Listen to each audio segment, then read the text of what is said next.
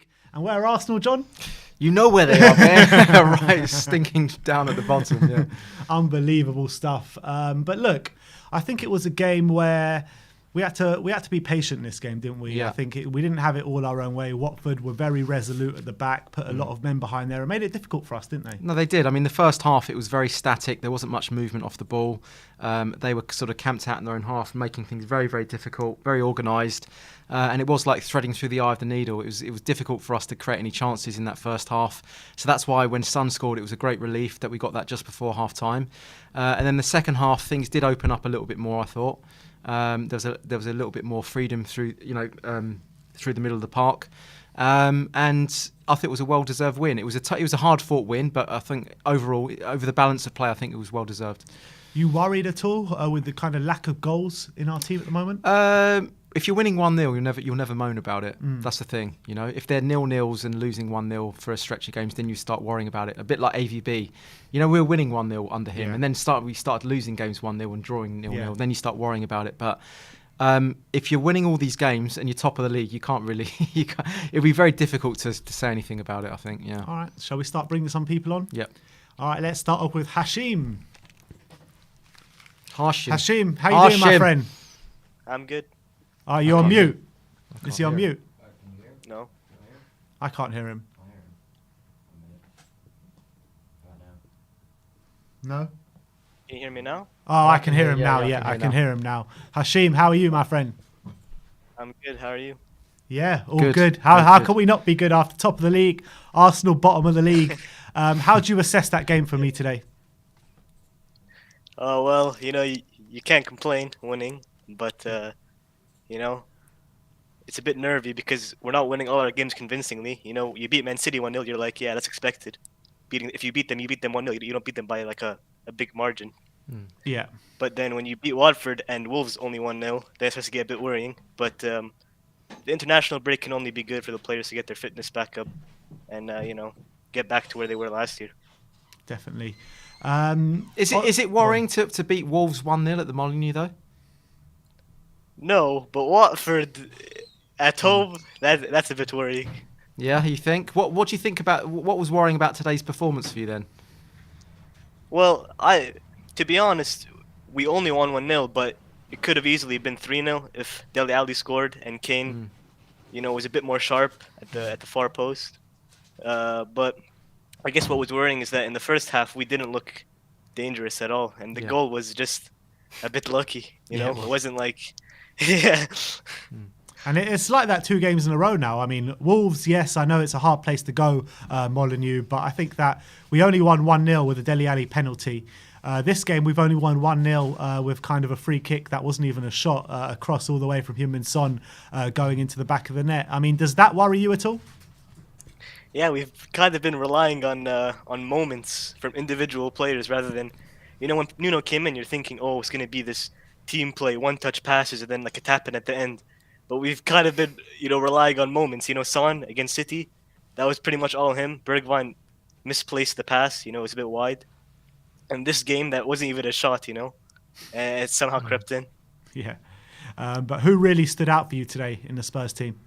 Probably Davinson Sanchez, you know, looking like Prime Pirlo at the back. He really is, and he's stepping up, isn't he? No, do you know what? Second half, some of the passes he put in were brilliant. You know, some of the pings were Toby-esque. Prime Pirlo, mate. Yeah, Prime Toby. Yeah, who was your man of the match? Sanchez? Yeah, Sanchez. All right. Any other stand-up performers for you? Maybe Skip, you know. Like, I remember in that you know, Skip's not the tallest guy, but, you know, he was in corners. He was like, you know, pretty aggressive. Yeah. Looks like he's making the change from Championship to Premier League seamlessly. Yeah, he really is. And Arsenal bottom of the league, Tottenham top of the league. I mean, how's the season shaping up for you? Yeah, it's looking good.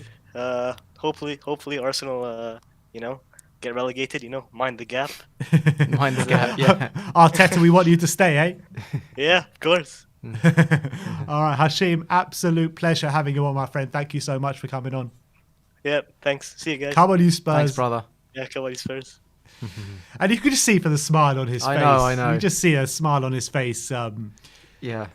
When has we ever had this before? Arsenal bottom of the league with 0 points, and us top of the league with 9 points. Oh no! Do you know what is? I know what's going to happen on this one. We're going to win the quadruple, people. Sai's going to come on. We're going to win the quadruple, right?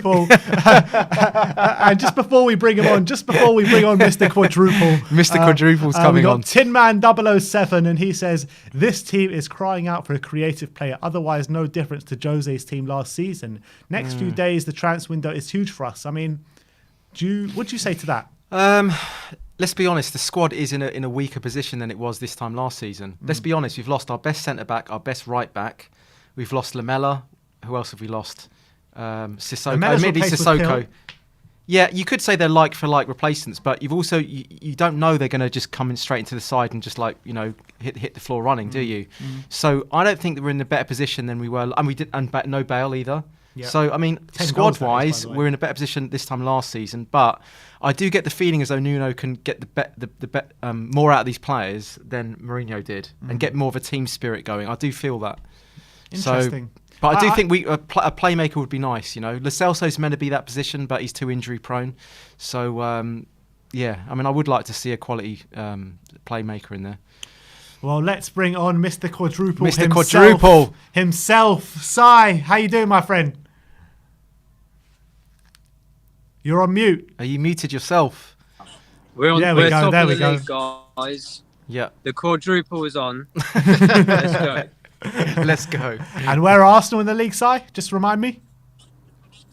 Oh, well, it's funny because I thought, when you put things A to Z and it goes the wrong way round, that's where they are.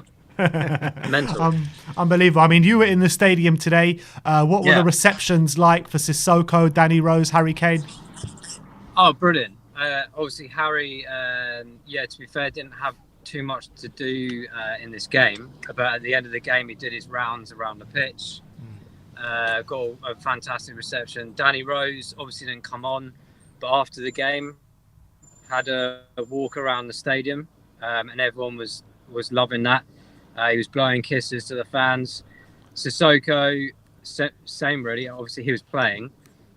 He put one into Rose Ed, as he always does, and then literally the whole stadium stood up, applauding him, loving him, and he was loving it as well. I think that was his party piece, and then he won't do anything for the rest of the season now. That was really good. And what do you think about the actual complexion of the game? I mean, did it feel comfortable to you, or do you feel as though it was sort of a hard-fought win? Yeah, it was pretty flat, John. It wasn't amazing. I don't know what's happening to mine. There we go. It was a pretty flat game, to be honest. Nothing spectacular happened. I think Kane and Dele, to be fair, missed absolute sitters. I don't know how they managed to miss them. The ball's come across on both occasions, exactly the same spot in the box, and they just completely missed it or had their shot wide. But to be honest, from minute one, it was I wouldn't go as far as completely boring, but it was just it was a mediocre game. But at the end of the day, it was the 3 points, right? That's what really matters. Yeah, I mean, do you give credit to the way Watford set up, the way they defended to stifle us? Say again, Ben, mate, sorry. I said, do you give credit to Watford to the way they set up and stifled us? Yeah, no, absolutely. I think they set themselves up. They set themselves up to defend as much as possible. And I think we got a bit agitated with that at some points because of the yellow cards and everything. But generally, there was literally, I'd say there was no threat from Watford at all today. But it was always when things start sitting there, don't let this be one of those games where we throw away, crucial points. Even at this stage, every point matters, So, it was difficult. But good to be back at the ground. I saw your granddad. Obviously, and you guys sit two rows in front of me now, so I can throw things at you when you're there. But it was good. It was good to be back. All right, Si, it's always a pleasure to have you on. Thanks a lot for coming on, and we'll see you next time. Enjoy your trip back to Portsmouth, top of the league, my friend. Yeah, we'll be there tomorrow, mate. We'll let you know. All right, sweet. Come on the quadruple. Up the Spurs. Come on. And that was Si. A bit of dodgy internet connection there, but always good to get his thoughts. And now let's get Brains McLeod. Let's get on Brains McLeod. Loving Come that on, name. Brains. How's it going, mate? What's up? All good, mate. How are you? Not bad, not bad. John, I have a nickname for you. Well, I just kind of call you John McClane because you're a diehard Spurs fan. Yeah, that'll do. That'll do. Yeah. That was an interesting watch, wasn't it? It was a standard, strong win. I think we got to be happy with that. Yeah, I mean, we can't really complain. Top of the league after 3 games, 3 wins, no goals conceded. But does it worry you, the last 2 games against Wolves and against Watford, we've had to rely on kind of moments in games, penalty last game, a free kick that went all the way through this game. Does that worry you at all? It doesn't worry me. I mean, it was interesting what Nuno just said there on the N17 after show thing. He was talking about that we're on our way, which is we're becoming stronger, a more solid unit in the midfield. Like if that's what his kind of priority is right now, then we're in a good place. But what he was saying was that we're so far off where he wants to be, and what he means by that is the kind of transitions from defending to attack are quite slow. We take our time. Every now and then we're lightning, but we know what we could be like. We could be. Like we see that a couple of times today. There was that move where Son got the ball, then Kane crossed across, and then put the inverted ball back, and Dele just put it by. But that movement, that's kind of what I think he's talking about the kind of fast transitions, get from the back to straight up, and we score. That's what I would have said was the Tottenham DNA, like that fast breaking, put the ball through. And I think, I liked what I saw when Lucas came on. But I want to talk about that later because bit of a debatable topic I want to bring up in a sec. But I thought one of the first things I thought was interesting was that people were quite it looked like there was a bit of outrage on Romero not playing. And I kind of think until Sanchez and Diarrhea shit the bed, Exactly. then we just got to be happy with these clean sheets, you know? I agree with that. You can't really take them out if they had 3 clean sheets. I mean, what's they going to say to them if you're taking them out of the team if they had 3 clean sheets in a row? So you got to worry about changing room dynamics. You know, if you're taking players out, fair enough. He's come in for 50 million, but these 2 players are playing their guts out to kind of say to the fans back in the stadium and everyone no, we're strong players. We're fighting for the team. How can you not reward this fight? So I think fair enough. You can see, like you were saying, Ben was saying earlier, a couple of moments with Sanchez just look a little bit frayed, but I think he came into the game a lot more. He made that important stop when Sissoko took that strange nosebleed run. You know, he made that important stop. But it was Dyer who I felt like that the moment where Sissoko, the ball's coming over the top and Sissoko's going backwards. Dyer has the vantage point, and then Dyer's running into him. It's like, dude. That right there could have been one of those moments where he knocks into Sanchez, they get the ball and score. Yeah. It took Tanganga to come back, clear the ball, and then say to Dyer, hey, talk. It's like, Dyer, you're the old guy, you're the kind of experienced guy. How are you not saying Dyer's ball? You know, how are you not rushing and controlling the play? So for me, that's the things that Dyer's got to watch, and that's where we kind of know that vital mistake is coming very soon. Yeah. But I would say if Romero and Lo Celso are going to defy the Premier League rules and go away, then they won't see first team starts anytime soon because it'll be late October before they'll even get anywhere near this first team. So they've got to be very clever about what their next step is on that. Yeah, I really do agree with that. But back on the game, I mean, who really stood out for you on that pitch today? Oh, Skippy all day. It's an unappreciated position. Do you know what I'm saying? He's a young kid, he's strong, but he's pointing to his feet. He's like, give me the ball. Every time that they've got the ball at the back, he's looking to get the ball and turn. He's grown so much. I would even go so far as to say he's grown almost as much as Cody Mack's beard. You know what I'm saying? Well, maybe not that much. Maybe not that much. Yeah, honestly, but I think he's a really good luck charm. Like, what's that? Like, every game he's played, we've won. Like, 13, 14 wins, 4 draws. So Skip's never lost in a Spurs shirt. So that's wow. I never knew that. Is that true? Yeah, wow. yeah. That's he's a bit of a good luck charm for him. And I would have given him a hard game to say, you know, that a Spurs player should have got man of the match, but we won the game, so I would have given Skip the man of the match. And the great thing that it does, it kind of takes the handcuffs off Højbjerg to play a defensive game. Højbjerg then goes up and can play an advancing game, which he's good at. Yeah. I mean, I do like Skip's performance today, though, but I think he did give away the free kick right on the edge of the area, which he's done. Yes, he's actually done that 3 games in a row now, where he's shoved the forward over, which has been a little bit. He's been a little bit dodgy in the first sort of opening spells, hasn't he? And then towards the end, he got spun in the middle of the park and he gave away, I think a free kick was given away about 30 yards from goal, and that came from Skip being turned very easily. I do think he had a good game, but he does have those moments that he needs to. He's still got a lot of maturing to do, isn't he? Yeah, that's that youth. That's that, you know, blow your load, squirt all over the place early. It's like, just calm down, dude. Do not lose any free kicks. Like, no free kicks around the box area. Like, how many goals did we lose last year from that last few minutes of the game, you know? But I thought the hilarious point of the day was, you know, when I saw Sissoko was on the starting lineup, I was like, you suckers. Like, Jesus Christ, the guy has 3 touches, right? What he has a decent, you know, he kind of sets up a kind of chance, but one he puts into the top tier, which is the only time you'll hear those words mentioned with Sissoko's name.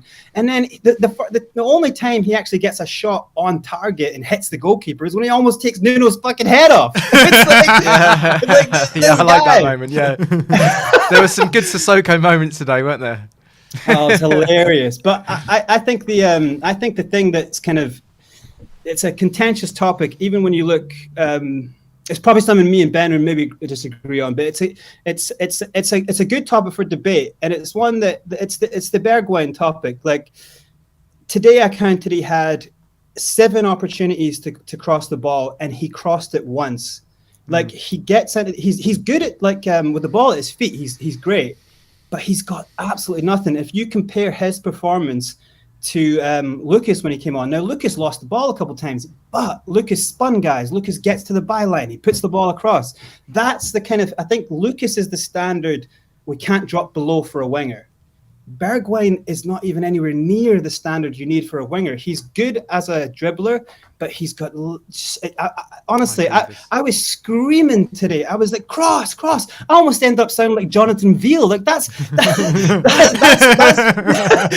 what watching Bergwijn does to your voice. Your poor Jonathan Veal's voice is like that because he's watching Bergwijn every week. You know what I'm saying?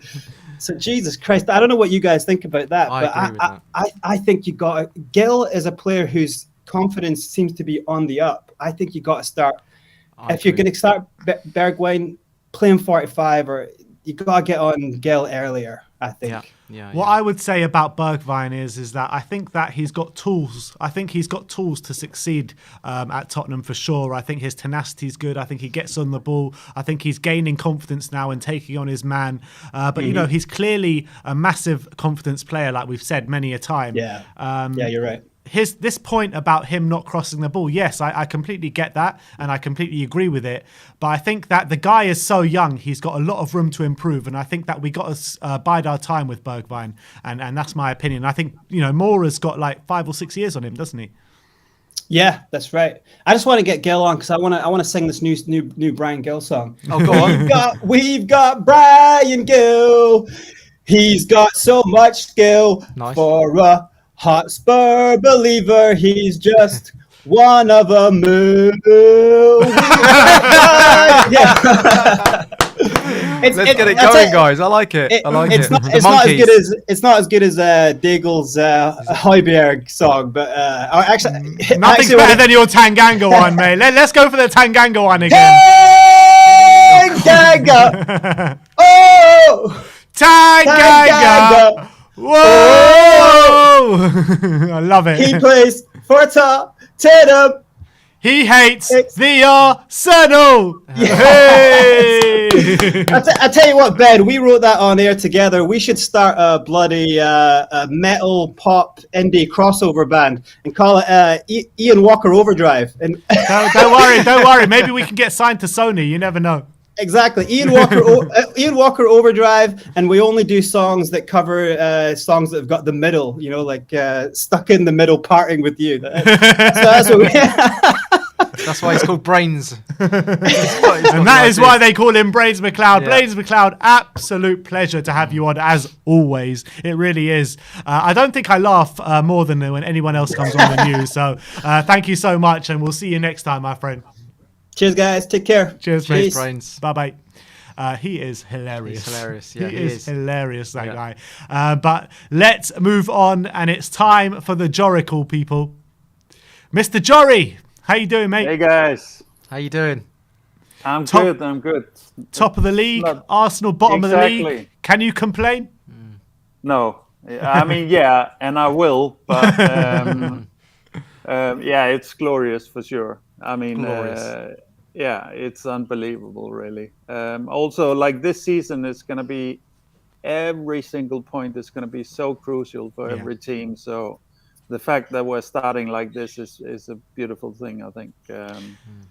But I think, John, you brought it up maybe, or something. Somebody brought it up on your show on the watch along that we're kind of starting similar to last year, and actually it was the Icelandic pundits that brought it up. It's gonna be interesting to see if we have the squad depth to keep it going. You know, we kind of fell apart around the Christmas time, right? So but I think just in general what we're seeing is very, very similar to last year, but the big difference is just the fitness is at a completely different level. So we're not dropping all our quality at the end of the game as we used to do last year. So, but now here comes the complaining. It's all good. It's never complaining. It's critiquing. Use the word critique. I was disappointed to see that we kind of set up the old Kane system, like I sent you the super chat there. That I wasn't happy about that, and I really feel that Nuno is a guy that isn't one to give credence to any kind of a club royalty type situation, which Kane is, and it's bad. It's bad for our squad. Yeah. And to be honest, when Kane was hugging his teammates at the end, I kind of felt like it wasn't. There was a little bit of apprehension from a lot of the players. You know, I think they're kind of disappointed that they now have to be in his shadow once again. You know, so Jory, that's what I was kind of making the point as well. You know, it is a little bit of a disappointment that it has to go back to the Harry Kane show all of a sudden, especially against City. It almost seemed like there was an unshackling where there was a lot of freedom. Every player's playing for each other. But now it kind of reverts back to the Harry Kane show where everything sort of slows down a little bit. Everything's a little bit more static. And I made the point to Sim in the hot spar about this. It's like he's a great player, but it's sort of like if you start with Harry Kane, you can never bring him off. So that means you're stuck with that one dimension of playing for the whole 90 minutes, right? Exactly. I mean, of course, Harry Kane is a great luxury to have in this club and so on. But he needs to fit into the bigger picture. Yeah. We should be done with this, designing it around Harry Kane. You know, I'll make the point. If we had set everything up around Sonny last year, he would have produced similar numbers. I mean, they are kind of a match for sure. But I would even go so far as even though I admit that Lucas is not the greatest finisher and all that, Lucas would probably be close to the same numbers if he got the same kind of architecture around himself that Kane has been getting now. So I think Kane needs to just fit in. I think Nuno should not let either the leverage or the pressure from Kane or Levy get to him. I think now maybe Levy is not so much Kane centric because of everything that happened this summer. But I think it's obvious to see that we're way too static when we're going forward compared to what we can be. Like you say, the Man City game, and also just the preseason, we saw kind of a more fluidity, a more free-flowing football than we're doing with Kane. And to be honest, Kane was kind of awful today. I think he was missed totally anonymous, wasn't he? Yeah. Worst player on the pitch, probably. Definitely should have scored a goal today, Kane. I mean, the Kane of last season gobbles that up, doesn't he?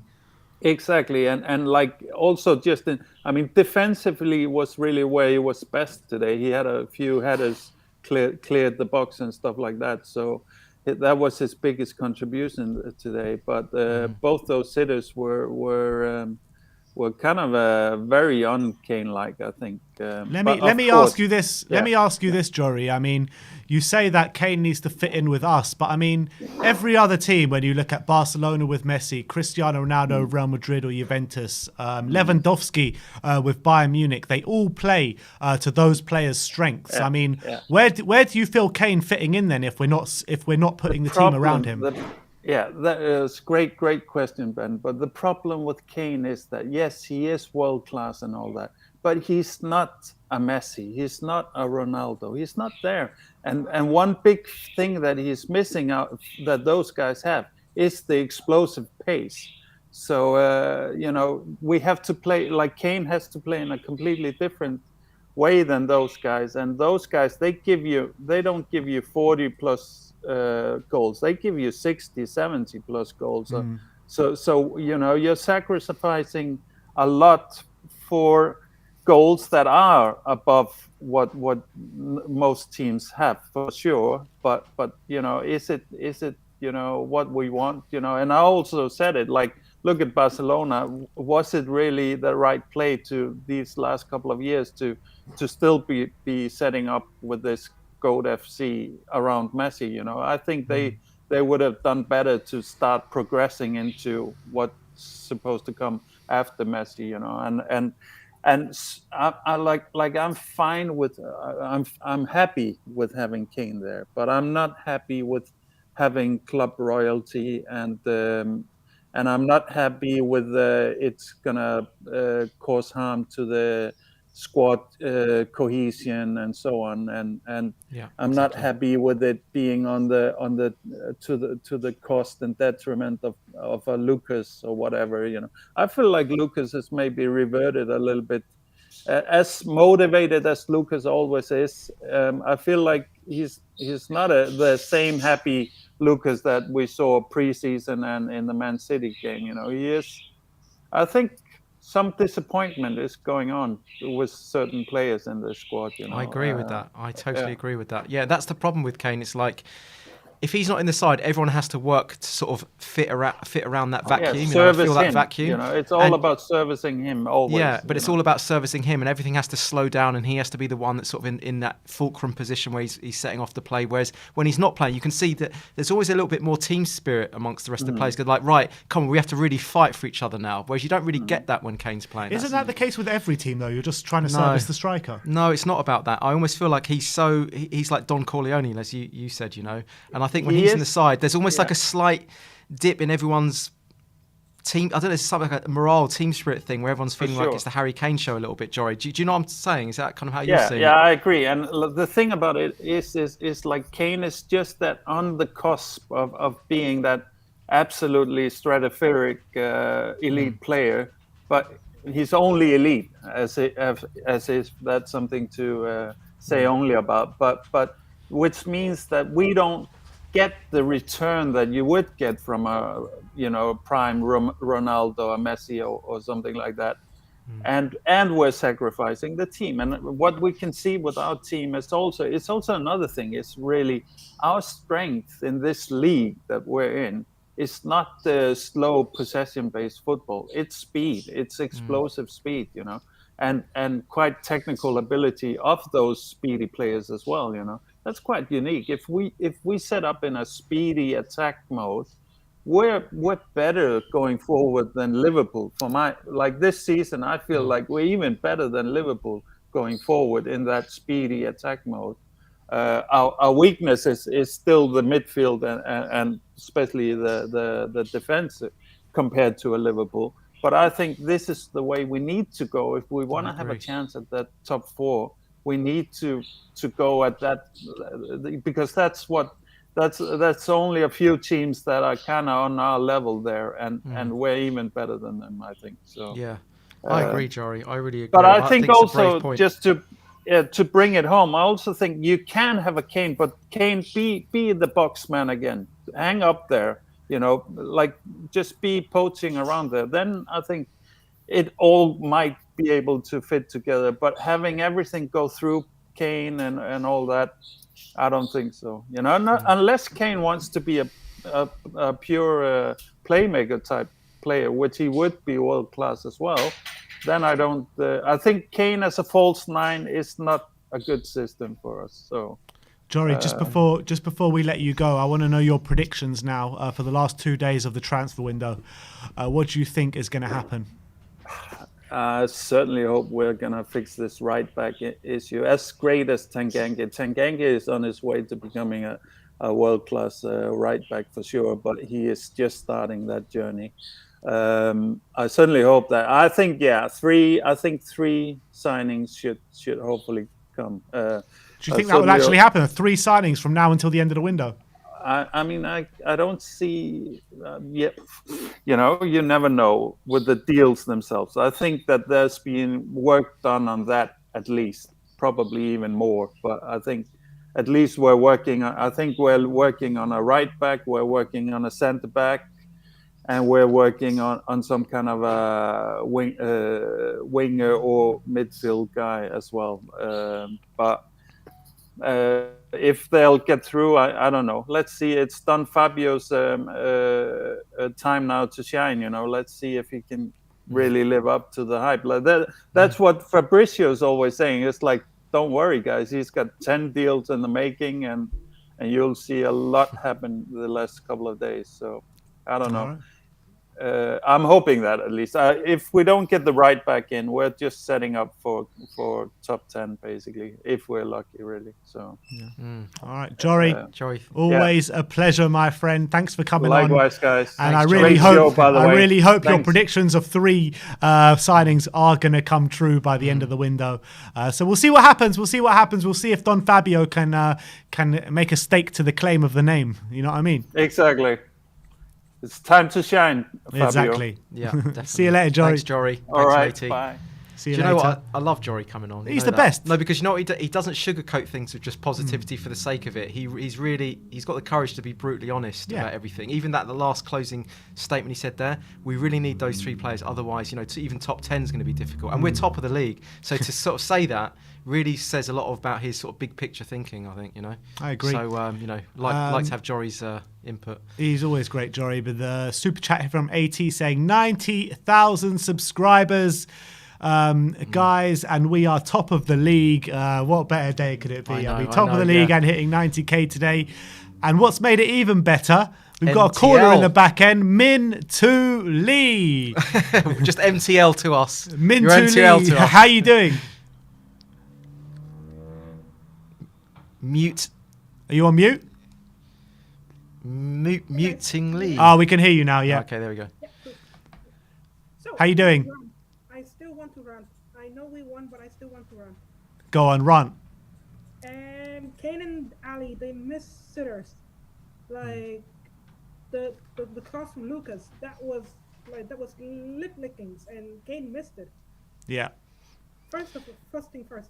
And to be honest, I know you two has an unlimited forgiveness for Ali, but after a couple of good games, he kind of turned back to what he used to do: the tricks, the flips, losing the balls. He even almost created like a one-on-one on our end. In the first half, if anybody notices. I think he may get away with it because we won and we didn't concede any goal at all, so it didn't really create anything. But either he get his old self back from the last couple of games, or like there has to be some conditions in that positions, because that's the Ali that I didn't want to see last season. And I don't want to see this season. I know there were a few moments in there, a few negative moments in there from Dele Alli, but do you not think that he was working really hard for the team today, and he did produce like a somewhat positive performance, even though there was some lackadaisical efforts in there from him? Look, it's the same logic that applies to Lucas, isn't it? You work for the team, but then on days that you're not yourself, then you're not yourself. So so I just think that yes, the obviously if he's playing for like for Tottenham, then and he stayed for that long, then he has to have something in him. But I just think that he has to keep it consistent. The thing for me with both Lucas and Dele is that they're not consistent throughout the seasons, and I call on him to work on that. Otherwise, I want to see competitions for his place. But at the end of the day, Mintu Lee, I mean, it's 3 games gone now in the season. You can't really assess it that much, but we are top of the league with 0 goals conceded, and Arsenal are bottom of the league with 0 goals scored. So, I mean, there's not much to complain about right now, is there? Yeah, fun fact, my best friend growing up is an Arsenal fan. And how are they doing right now? Wow, he's sobbing and he's rubbing in, and his girlfriend is giving out to me, so not cool. But yeah, I mean, who was your kind of standout players today? Skippy. He was good. He was aggressive. He was asking for the ball. Ignore the card and everything, all the foul he made. That's youth. Like, he's young, and I really think that the loan last year to Norwich actually did him well. So yeah, I think he's a start in the making. Yeah, interesting. Yeah, no, he had a good game. Yeah, definitely had a good game. What do you think of Højbjerg's performance? Højbjerg was good as well. I was actually like in and out of the game quite often because I was working on something else. But Skip and Højbjerg, they both did very well. And how do you see the kind of platform we've made ourselves going into the season? I mean, are we shaping up for a good season now, or are you worried about kind of the last 2 games? I mean, last game, just the 1-0 penalty win, and today, I mean, it was kind of a lucky goal from the Sonny free kick. Are you worried, or are you hopeful going into the season still? I have 2 things about what we're going to do during the season. First of all, I really agree with Jory. He was spot on there, saying that now that we have Kane's back, we may fall back to play exactly the same as we played last season. The same formations, the same way of play, that everything goes through Kane's and waiting for Kane and Son to score and bring it home. Yeah, I'm a little bit worried about that. The second thing I'm worrying about, not say worry about, I just noticed recently is that Nuno, I feel like Nuno was trying to create the Wolverhampton at Tottenham. He's trying to create a Fabio Silva. He was trying to bring on either Adama or an Adama lookalike, and I'm not sure about that, but we have to wait and see. But now we're at the top of the table, and that's going through the next break as well. So we have some time to do some more, like, and we have a couple remaining days of the transfer window, so I think it'll be good for now. What's your prediction from now until the end of the transfer window? I want somebody who is creative. I don't think we have ever replaced Christian Eriksen. Like, we need somebody to bring the ball. We haven't replaced Kyle Walker either, Mintu Lee. Yeah. Or Dembele. Now that I see the way we played for the last 2 games, I kind of changed my opinion about the poll whether or not to bring on Adama Traore. I kind of like, maybe he's not that much better than Lucas Moura. Like, I'm still a Moura sexuals, but he do work really hard to bring the ball forward and to help out in games. So I kind of changed my opinion in that front. Maybe it's a good idea to bring in Adama at this stage. All right, Mintu Lee. Thanks, Mintu By the way, Lee. this guy is the leader of the Moura sexual fan club. So join the party. You're one of his own. Yeah, join the club. But thank you so much for coming on. Always a pleasure to speak to you after Mintu a game. Lee. So good insights. Big up yourself. Big up you guys. Thanks, Min. Bye. Do you know what? I definitely do think the game got a different complexion when Moura came on. It did add a little bit more industry on the ball, didn't it? A little bit more risk taking. When the first half was very static, not much movement, he was actually committing players. He was starting to get the ball moving a little bit quicker. I do think it made a difference bringing him on. I do think that, but yeah. All right, we got a super chat here from Essa El Shamari saying it was so weird seeing Sissoko in a Watford shirt this quick. I mean, it was. I mean, we sold him on Friday and he's already playing against us on Sunday. It's absolutely nuts. But we got that kind of Sissoko over the bar already. He was just like that. There, didn't we? I mean, like, there must be a magnet or something to his boot and to the top of the stand in the Tottenham. Do you know Stadium. what it was? Today's performance by Sissoko, it was almost like a parody of Sissoko. You know what I mean? Like a caricature. You saw the marauding run with no end product. You saw the rose Z finish, you know, over the bar. It's like a caricature of his. It's true, but we were all expecting that 30-yarder banger from Sissoko. I think he did that just to like please the fans. You know?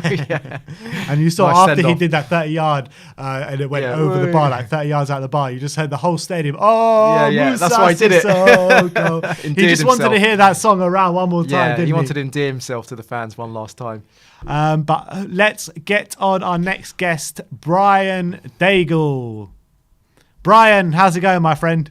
It's all going very, very well, lads. And the fellow CEO of the Morosexual Club is with John at the moment. So come on, Brian. Talk to me, baby. Talk to me. Talk to us about Lucas Moura. I mean, John was just saying a minute ago he felt that the game complexion changed when Moura came on. Do you agree? Oh, 100%. I said it on the pump-up show about Harry Kane playing. We had to adjust the whole system because he's there. And I wanted him to come off the bench, not because of the saga, just because he needs to be integrated. Yeah. And then you saw as soon as Moura came on, when he went round and then got that cross in, just his energy and his work rate just changed the whole complexity of how we play. He was superb when he came on. I can understand why, we bring him off from the bench. It's great to bring on some pace, but I thought it should have been role reversed, that Moura started, and then maybe him or a Bergwijn came off for a Kane to finish them off. But Moura had a great game, and I have to say, when you said, I think it was for Brains, who I must say, since he's been on, I cannot get that Tanganga song out of my head.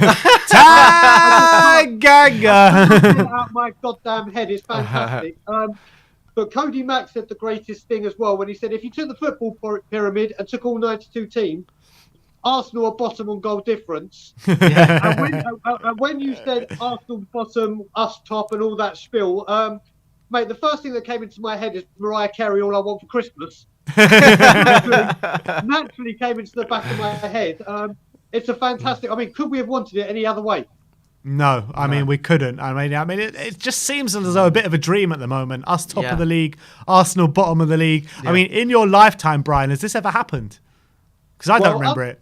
I mean, I certainly don't remember us being top and Arsenal being bottom. That's for sure. I remember going in with a feel-good factor at this time of the season, but something that was mentioned yesterday on the feed I was watching for Liverpool-Chelsea was how Chelsea, if they're going to win the title, will have to be happy with these kind of points will make them win the league.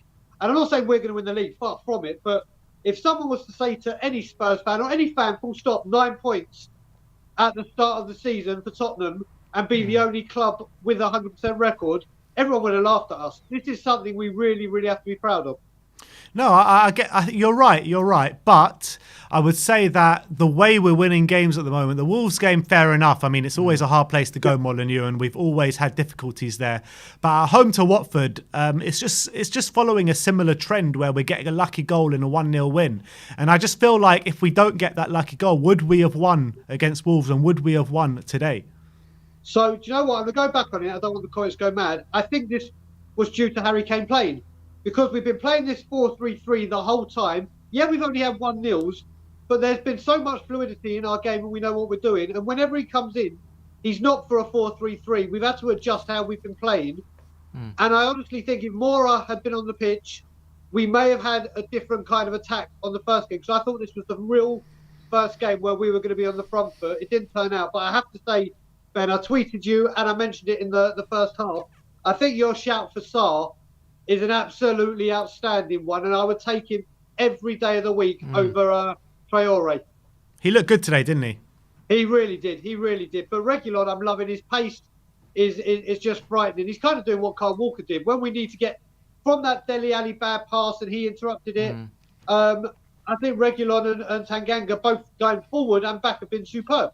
Who else were you impressed with today in the team? I'm going to say it, and I'm going to come out with a saying that I like your opinion on Davinson Sanchez. We have to start giving the amount of criticism we give this guy.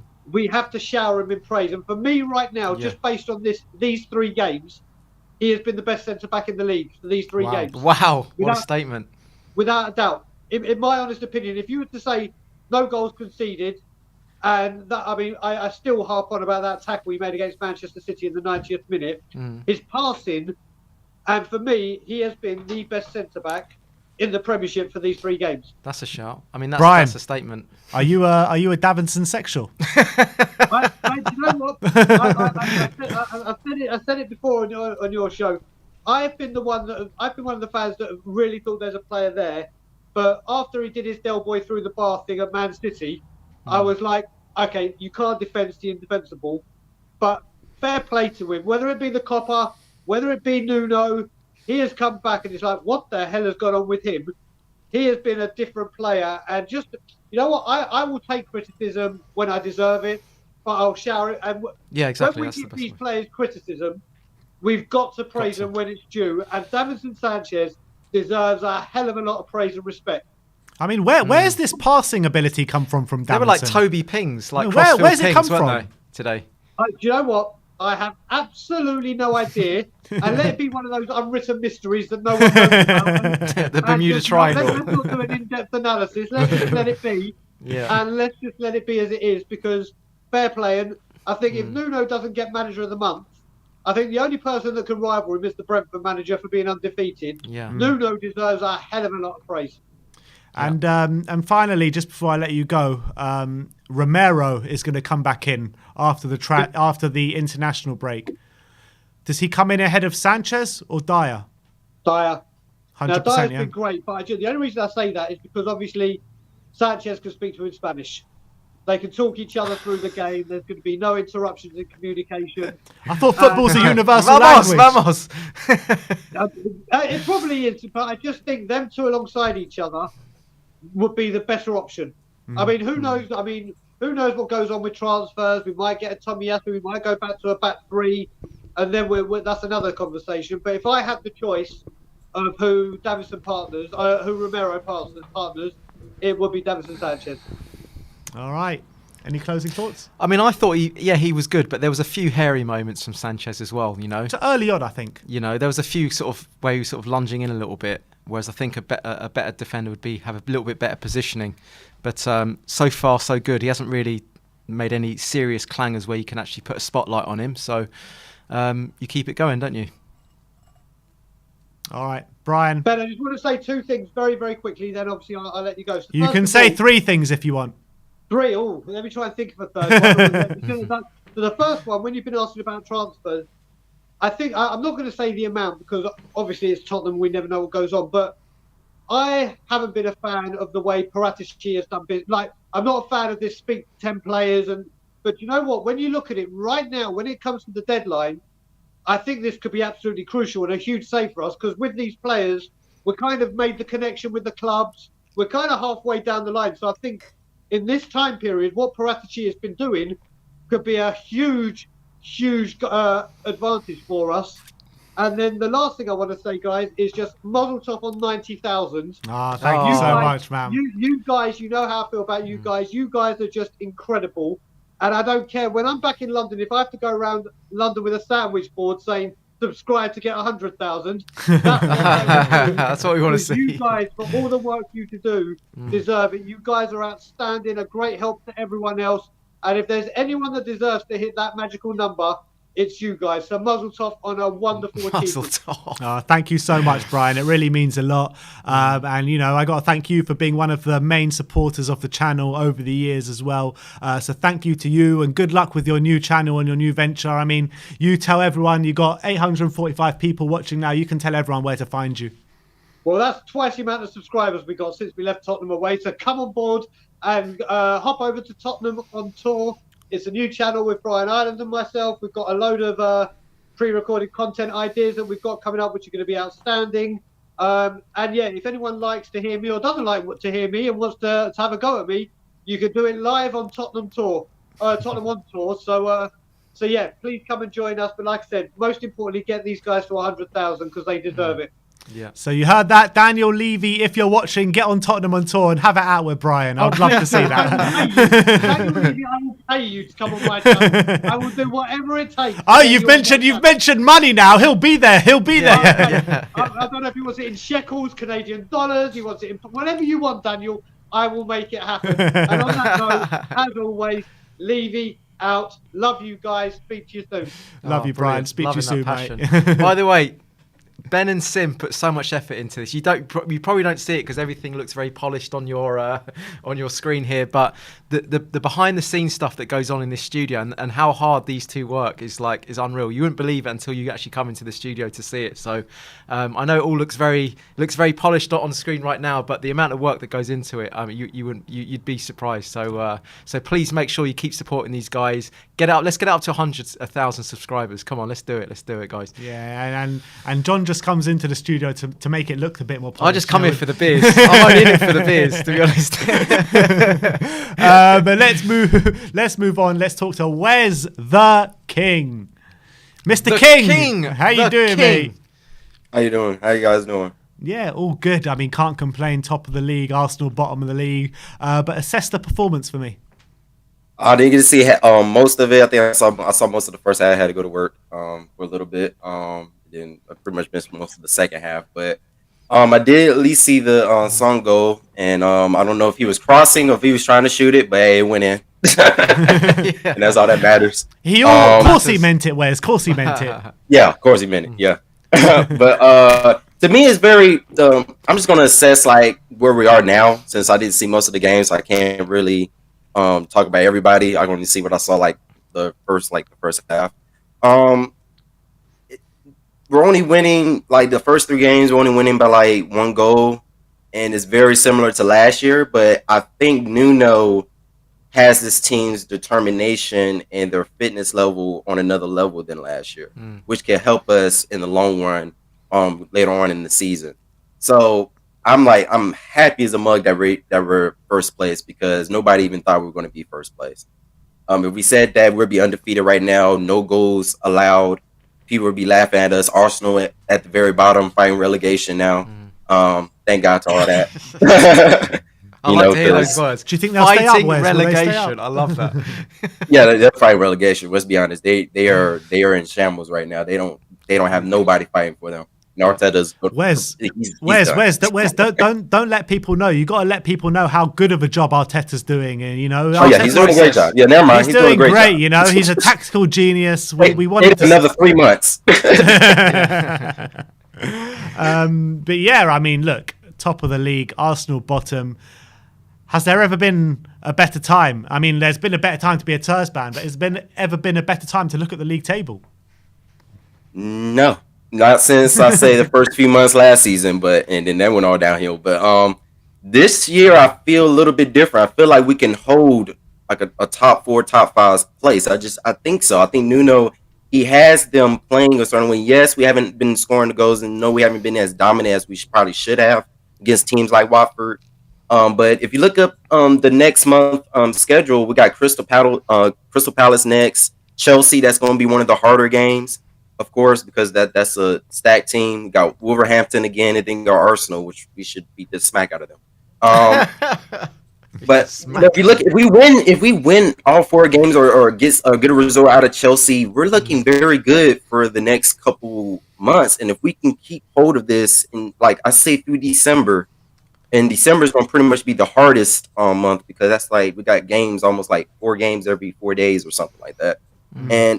But we got like Brentford, Norwich City, Brighton, Leicester, and Liverpool, and then Crystal Palace, and then Southampton through December. We can hold and just keep making results. I don't care if it's 1-0. I don't care if it's a last second goal. As long as we're getting these points and we're keeping this momentum going, everything's possible to me.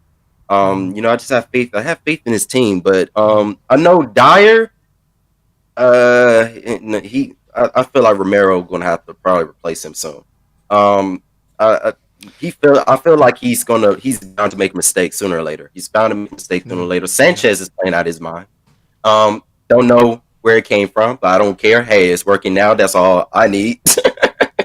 And he's starting to do a lot of good passes. It's really starting to start up the build up play a lot. So he's getting better at that as well. So what do you think Sanchez is doing that Dyer isn't doing? Like, how would you compare the two?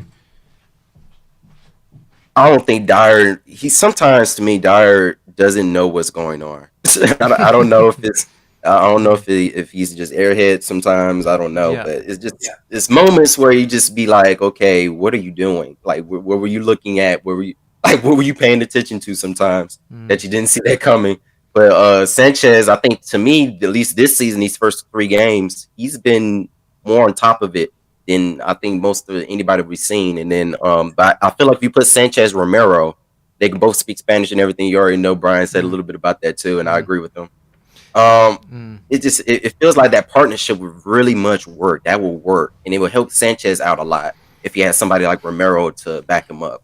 Yeah, it'd be interesting to see that, wouldn't it? It would be interesting to see that partnership, to see what would happen. Yeah, I would love to see. I want to see how that looks for real, because I feel like that can be a good back line. Them two partners. Ali and Kane miss sitters.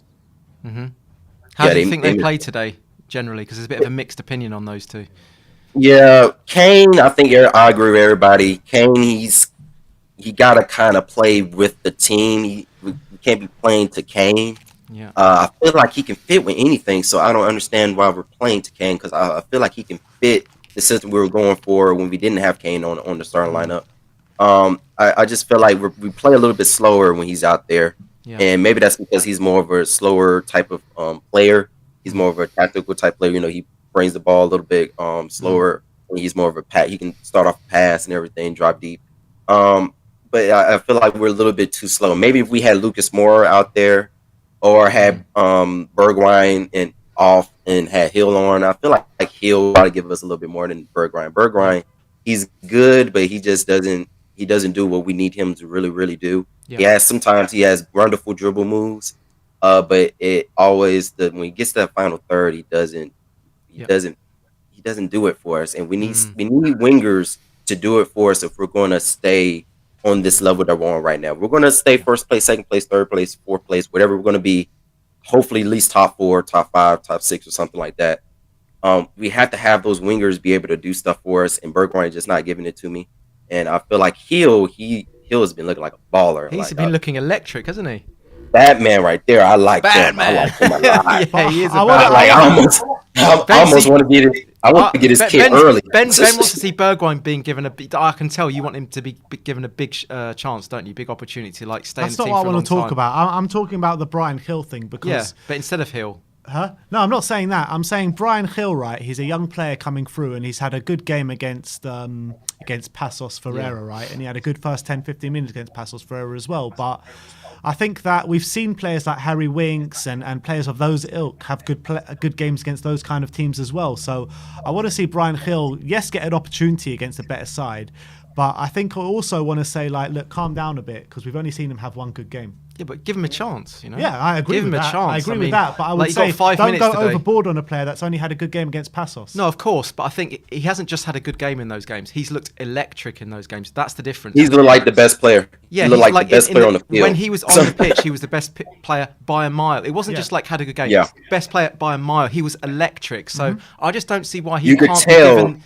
Yeah, go on, Wes. You could tell that he was just a level above most of the players we had on that starting lineup against Passos, and then the first game against Passos too, the first leg game.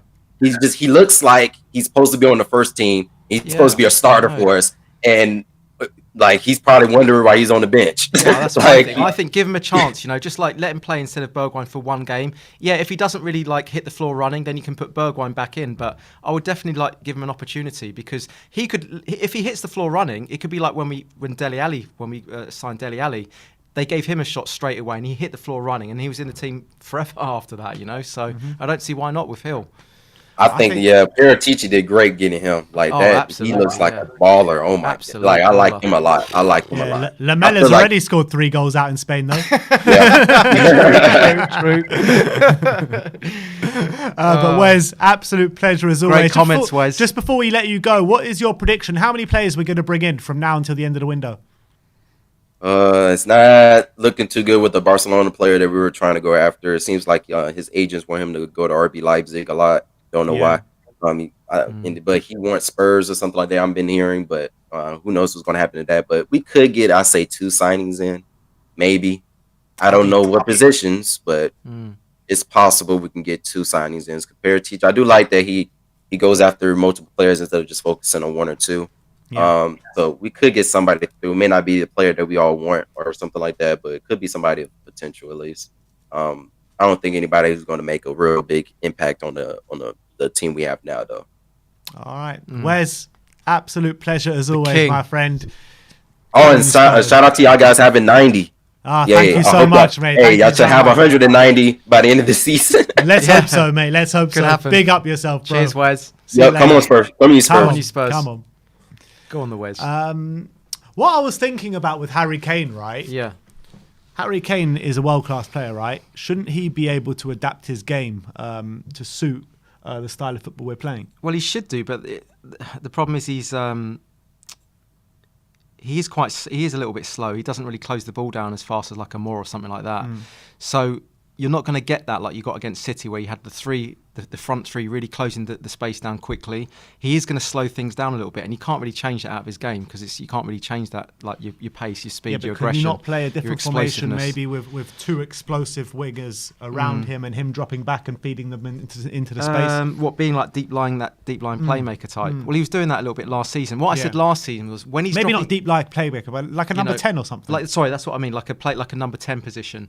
When he did that last season, he was often the best player on the pitch. But when he did like today, where he was just trotting around, he was just totally anonymous today. Let's be honest. Look, everyone can be an excuse for a bad game, and he wasn't today. No, it wasn't the greatest. But I do think that when he does play, you do, and I said this in the hotspot, it does slow the team down, and you lose that kind of dynamism that you get when he's not in the team, and you have like the fluid front three. But I guess if Nuno can, if he has the bravery to like rest Kane and play the front three of Moura, Son and Lucas, and then as Yori said, bring him on. I think that would create a different dimension to the game, like it did against Wolves in the second half. But he's not going to do that though, is he? That's the problem. He's not going to be prepared to do that. I think Kane, the stature of Kane at this football club, he needs to be starting every game. That's the problem, because his reputation is he has to play every game. But it's not just the reputation, it's what he produces on a football pitch. Well, you saw it today, though. That's one bad game. That's one bad game. It wasn't just one bad game. It's like we saw a lot of that last season. 50% of the games he was the most influential. The other 50% were really slow and he was totally anonymous. And I think Yori mentioned it as well. Last season. Yeah, but it's also, if you know... There's something about when he plays, all the other players, they sort of don't play with the same kind of team spirit, morale, sense of like, we all have to rally together to do this. When Kane's playing, it's all a little bit like, we'll fit around Kane here. That's surely got to do with the other players' mentality. No, I don't think so. I just feel as though Kane is almost like, because you said his stature, because it's his stature, it's like, oh, Harry Kane's playing, we'll fit around that. He's earned that stature. He has earned that, but at the same time, no one should be Don Corleone in this team. Look, I get no one should be Don Corleone, and when he has a string of bad games, I think he should be in the line to be dropped. Yeah, I'm not saying that, but I think that with one bad game and with the way people are talking about him, I think people are forgetting what a player he is, what kind of a player he is, because he's produced for us season on season on season on season. He's one of the best players in the world. Yeah, I mean, join the hotspot. Join the hotspot on that one. We got Ashwarya Padmaraj. Welcome to Gold and welcome to the We Are Tottenham family. And let's bring on the Irish Hotspur. Mr. David, how are you, my friend? Oh, good. Look, it's a great day. Look, top of the league, Tottenham win. And 90k subs. Congratulations, my man. Thank you very much, my friend. We've been having a bit of a debate on Harry Kane with a lot of the callers so far. What's your kind of take on the Harry Kane situation? Does he slow down our play too much, or is he kind of too good to drop? I'll be honest with you. I think the talk is a load of nonsense. I don't understand. I agree.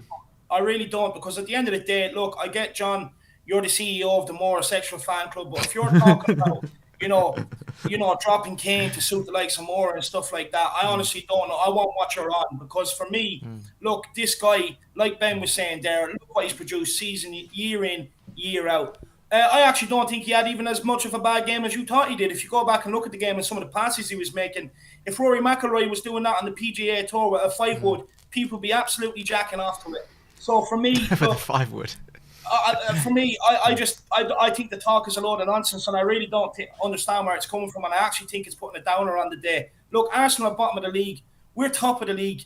We've got three wins, 3 clean sheets, 3. Right? I know we've only got 3 goals, but if someone would have offered you that back in June, we would have broken fingers to get that, and none of us can say we wouldn't have. We would have, especially with the situation we were in. So for me, I actually don't understand where it's coming from because, again, he's your best player. Messi does it. Barcelona do it with Messi. Juventus were doing it with Ronaldo. You know what I mean? Chelsea are going to do it now with Lukaku as well. Everything's going to feed into him. I just don't understand. I just don't understand where this talk is coming from. Like at Tottenham, do we really appreciate these top class players? Do we really? Do we deserve them if we're going to go on like this? That's my opinion. Because at the end of the day, for me, I just think it's. I get it. The transfer saga. I get it. Everyone's hurt. But look, just forgive, forget, and move on. We wouldn't have even dared to have this conversation if that transfer thing didn't happen over the summer. Yeah, well, I think John might have. I've been saying this since 2018, though. That's the thing. I've noticed the same sort of things with Kane in that. Like, he's a brilliant player. But he's always going to score loads of goals. He had a great season last season, but he's still open for criticism with certain things. It's not like he's like a flawless player. Like every player has their faults, and I think when Kane plays, yes, he's going to bring you loads of goals. He's a supreme finisher, but for me, he does at times slow the play down when he plays, and there's no denying that. I think if you looked at the City game and compared it to this game, there is a totally different complexion to the way that we play, and I think you can't really argue with that. And it's whether or not you prefer to have a Kane in there who might slow it down a little bit, but when he gets onto the end of it, he can finish them off like a world-class finisher, let's say, or you play with more of a fluid forward line, which actually there's quicker transitions and you can move the ball a little bit quicker through the midfield and into the final third. But it's just which one you pick. I think there is a different complexion. I think that's right, isn't it? What I'd say David? to you there, John, is what I'd say to you there is right. Take Son out of the equation. Add up Bergwijn's goals and assists and Lucas's goals and assists, and compare them to what Harry Kane has done since 2018. And I think you'll get your answer. Harry Kane has more than both of them combined together. So you fit him in the team. You don't fit a Lucas and a Bergwijn in, because Son, regardless whether he plays with Kane or Bergwijn or Lucas, he's still going to get more or less the same amount of goals and assists. So when you add up Bergwijn and Lucas's, it probably is not even on par with Harry Kane. So therefore, that alone should tell you that like Harry Kane is your man. I get what you're saying. Sometimes it slows it down, but then is that not up to like Ben was saying? Harry Kane drops deep to pick up the ball. But then why get your wingers to bomb in behind him into that space? Get your fullbacks bombing forward as well.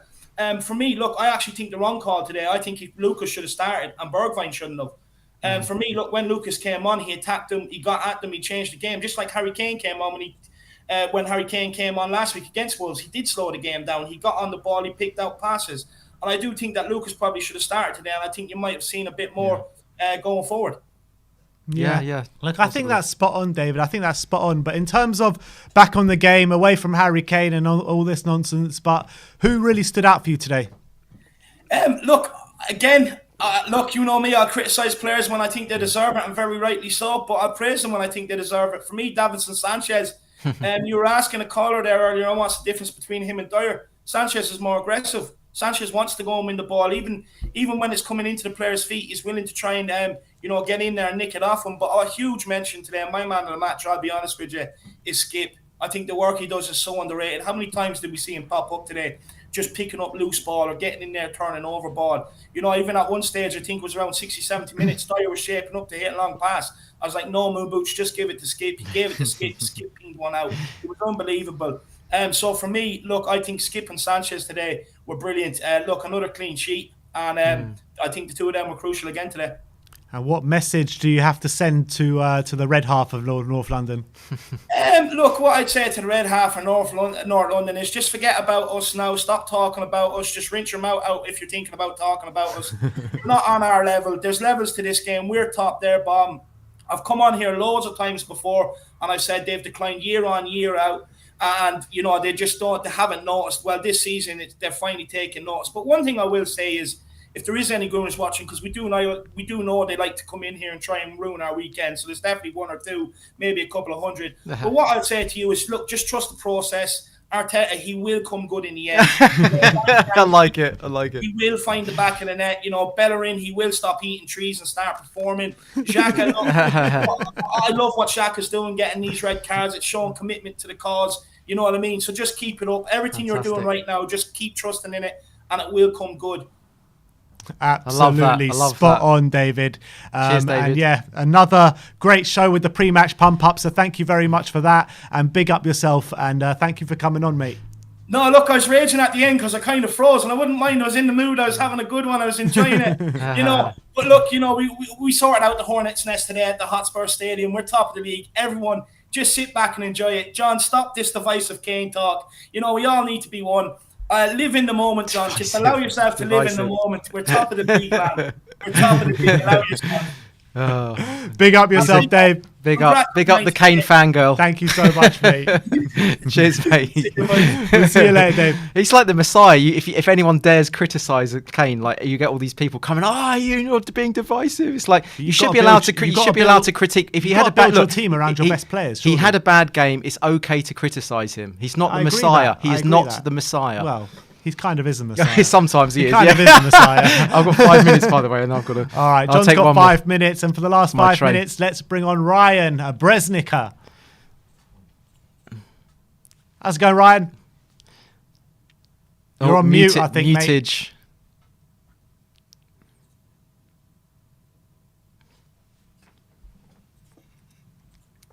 Is he on mute on our end? No. Ryan, is it your end?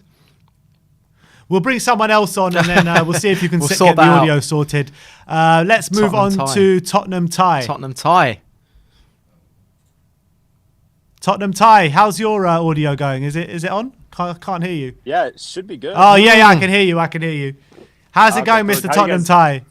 Good. How are you boys doing? Yeah, can't complain. Top of the league. Arsenal bottom of the league. Yeah. How did you assess that performance today? I thought it was pretty good. I've been extremely impressed with our defense this season. We're just so solid with Skip and Højbjerg right in the center. So that's been the best part about it. I thought attacking-wise today, I wasn't overly impressed with the ball movement. Just didn't seem like we were moving the ball fast enough. Yeah, no, I agree. Well, it wasn't quite as fluid as it has been, especially against City. No. I thought that the transitions were really quick there, weren't they? But it was a little bit more static today, wasn't it? Yeah, definitely. But no, I'm really happy that Kane's back in. I don't think that, he helps everything. Just help us keep possession, his passing. But yeah, so that was really good. Who really stood out for you on the pitch today? Oh, Højbjerg. I thought Højbjerg was incredible today. Yeah, and Davinson. He was amazing as well. And in terms of the way we're winning games at the moment, Man City game aside, Wolves, we could only win by that penalty. Obviously, it's a very hard place to go up there, the Molineux. Today, it was a very lucky goal with Heung-min Son's cross going all the way through into the goal. Does it worry you, kind of the lack of ways we're scoring goals at the moment? It does worry me it definitely does worry me. But also I have a lot of hope because it seems like Nuno's really brought in a lot of belief. So it just seems like we're able to win in multiple ways. We're not folding at the end of games after, just parking the bus all game. We're not giving up a late goal. So it seems like he actually has the players believing, and he's got a really calm presence, is what it seems like to me. His press conferences, you can almost fall asleep with them. How calm he actually is. Too calm. They're the worst. He doesn't give away anything. So after they're better than Ryan Mason's, I'll tell you that. Yeah, exactly. Just back in the club to no end, Ryan Mason. And a few days left of the transfer window to go. You backing Don Paratici, and how many is he going to bring in? Oh my gosh. I don't know. I'm hoping we get Traore. The one obviously I'm most excited about is I hope we can get Weston McKennie. I don't know if talks are still ongoing with that, but yeah, as an American, he's incredible. So that would be my number one, at least two. I believe Allegri said a few days ago that he's not for sale, so I doubt that one will go through. Yeah. No, I haven't read up too much on it ever since I saw the links, but that's too bad. Maybe next year, I don't know. But Any messages to any Arsenal fans watching? That's all. Just laughing, man. Screw you guys. That's all. It speaks for itself. That screenshot that I know they've already gotten from some of their friends of the table. That speaks keep for itself, frame that, because it might not last too long. But Arteta in, Arteta in. Exactly. We want you to stay. yeah, exactly. Ty, where are you calling from, mate? I'm in Utah.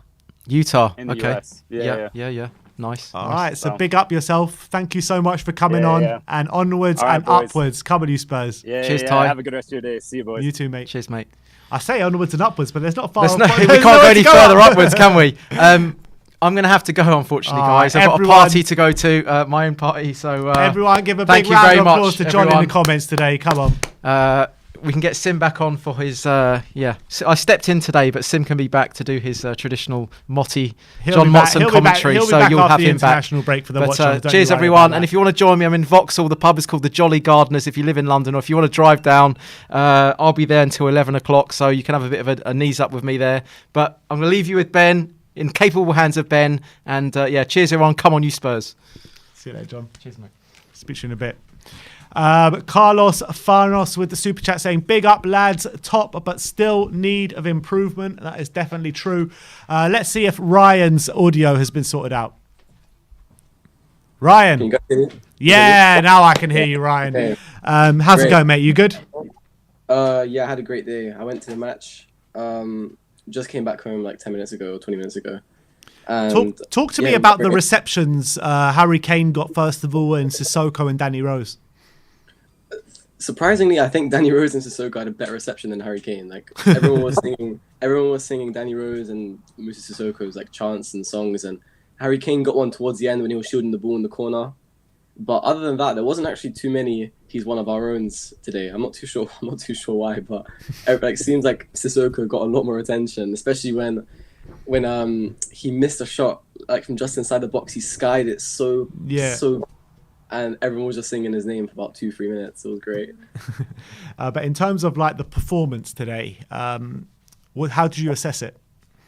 This is the thing about Tottenham is we're so great at, well, so far this season we've been great at defending. We've been great at going forward. Our midfield's a little bit iffy at the moment, but I feel like we can score a lot more goals than we're scoring. I think, well, we could have at least had 3 today. Harry Kane missed a sitter.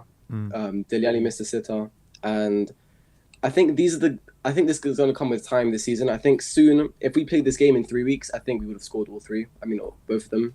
I think it's just a beginning of the season thing, and it's a confidence thing for Harry Kane and Dele Alli, especially after Harry Kane's his reception and how he was at the beginning of the season. But other than that, I'm not actually too worried about our attack. I think our attack was actually pretty good. I do think Lucas should have started. I think obviously I think Bergwijn earned it, but I think Lucas has so much, like, he's so powerful in his legs, and he can turn players, he can go around players, no problem. And he was the reason why we got into the position for both of the potential goals for Dele Alli and Harry Kane today. Yeah, no, absolutely spot on. But in terms of the defence, you mentioned, we've been defending really well today. A player that I want to talk about is Davinson Sanchez, because he's come under a lot of criticism over the past few years in a Tottenham shirt. We decided actively to keep Davinson Sanchez instead of buying another centre-back, because, there was a lot of interest around Europe. But how are you assessing his season so far, and can we finally trust him now, or is the jury still out?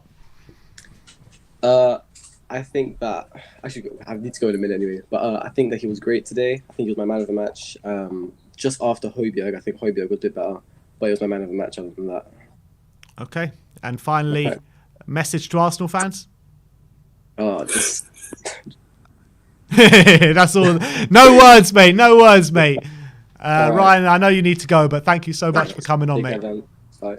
Take care. Bye. And I'm loving the reactions to all what's going on at Arsenal right now. And let's get the Yid Kid on. I'm not calling you by your name anyway. The Yid Kid is your name, by the way. To be honest, it doesn't really matter. I just changed it to Dan THFC, the name of the channel. A lot of people still call me Yid Kid, but it doesn't really matter. How are you? I'm great, thanks. How are you? Fantastic after a win like that, Ben. We're top of the league. We are top of the league. And where are Arsenal? I can't find them. I kept scrolling, and it was like, my phone told me error. When I was trying to go to the bottom. We don't scroll that low. But honestly, I'm feeling so much deja vu from last season. After the game, I was like, "We're top of the league. We're Arsenal." I'm like, "Wait, I swear I've said that before. I swear I've said that before." Yeah, but the last time you said that, Ali, I mean, you could scroll to the bottom, and then just before the phone freezes, you would have seen them at 15th. But now they're bottom. So happy days.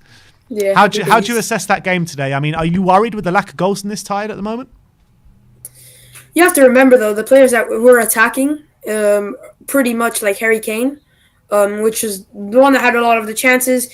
He's just coming back to the squad after long Euros. So he's starting to get fit. I'm starting to see. We saw a Conference League, but obviously with Passos, it's really hard to assess. Oh, well, he's had a good performance. It's against Passos, so you can't really take too much off of that.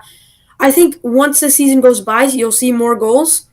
But my fear is as the season goes by, we're going to see more goals, but we're also going to be seeing us conceding a lot more goals because of the fitness problem. But I think so far our defense have been solid. I think right now what we need to assess a little bit is our right wing position. Because I honestly, Lucas Moura's played good so far, but honestly I'd rather see him play at number 10. I think that's where he plays best, Lucas Moura. Bergwijn, I'm not too sure if I don't think he enjoys playing on the right. I think he likes playing on the left way more. Brian Hill, for me, is the real question if he'll play on the right. If we're going to end up signing a right winger, I don't know. But honestly, I think the goal drought is because the season has just started and there's a lot of players coming back from international break. Interesting. Obviously, top of the league. The defence, I mean, has been very good this season so far. And I've been asking a lot of people this about Davinson Sanchez. I mean, can we finally put our trust in him for the remainder of the season, or is the jury still out for you? Davinson Sanchez is a difficult one because obviously we slay him a lot. But he's also a player that has gone through some difficult times. Yeah. So I always say this. When there's a player that doesn't perform in Tottenham jersey, I'm disappointed in them. But at the end of the day, when they have the Tottenham shirt, I support them. Yeah. So when we slate them, we always slate like Eric Dyer and Davinson Sanchez. But when they have good performances, I like to give them their credit that they deserve. So right now, I wouldn't drop Davinson Sanchez or Eric Dyer. But at one point, when the fitness starts dropping, I would stick Christian Romero in the center back position. For who? Honestly, I think Davinson Sanchez right now. Just because Eric Dyer. I meant Eric Dyer, and I'll keep Davinson Sanchez. Davinson Sanchez has looked the stronger one. I mean, against Wolves. There was one where Davinson Sanchez tried to dribble all the Wolves players, and he ended up giving up the ball. And Davinson Sanchez, he couldn't clean it up for him. But Christian Romero is going to be that type of player where he's going to be dribbling. He's the type of player that loves going up in the field. So Davinson Sanchez will stick back and protect the goal. Hugo Lloris obviously saved them that time, but I just don't think Eric Dyer. We saw it last season as well. They started off fantastically, and then they didn't end up well. So I think with the season, it's not a race; it's a marathon. Yeah, 100%. And yeah, finally, any closing words for those Arsenal fans out there? Trust the process. I love that. Dan, absolutely brilliant call once again, and thank you so much for coming on. And come on, you Spurs! Come on, you Spurs!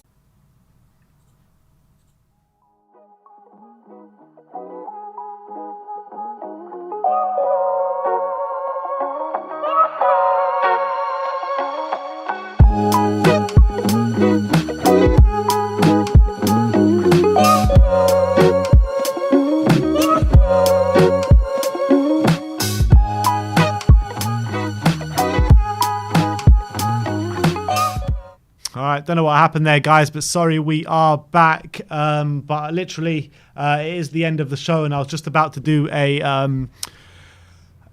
sign out. So look, that is it. So thank you everyone for joining today. Tottenham are top of the league.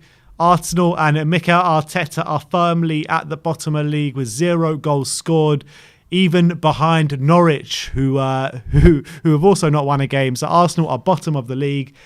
Thank you, everyone, for joining today. Thank you for all the members for calling in as well. And as well, thank you so much. 90,000 subscribers. I cannot believe we have got to this stage. So onwards and upwards to 100k. So if you're watching and you haven't subscribed, smash that subscribe button and smash that like button while you're there. We'll be back tomorrow with all the post-match content, player ratings and 5 takeaways and what have you. And Nuno's press conference is coming your way. So like, subscribe and comment. And as always, come on you Spurs.